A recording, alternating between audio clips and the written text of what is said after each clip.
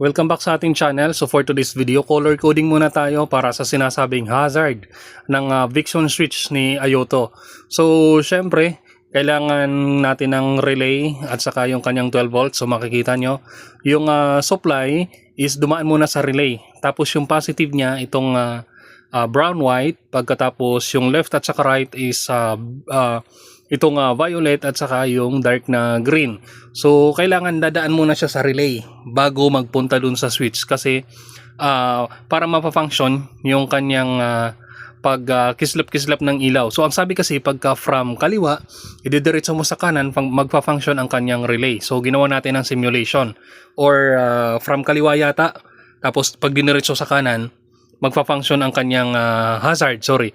So ginawa natin siya ng simulation gamit ang dalawang ilaw. So kita nyo naman from right, pag diniretso mo sa left, hindi siya nag-hazard. Ibig sabihin hindi sabay na ilaw yung dalawa. Yun kasi ang tinatanong, yun kasi ang hinahanap ng ibang viewers natin na mapagana yung hazard. Ibig sabihin iilaw yung both left and right.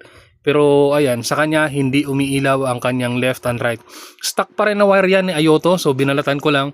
So kung hinahanap nyo sa kung paano mapagana yung hazard, paano magiging color coding, so ganyan po ang kulay niya. Positive yung brown-white, pagkatapos left or right yung violet at saka yung dark green. Pero sa kung pagpa-function ng hazard na sinasabi ng iba na from left dediretso sa right or right dediretso sa left, so yan, hindi gumagana na mapapasabay na umilaw ang left at saka right mo kapag sa ganong function.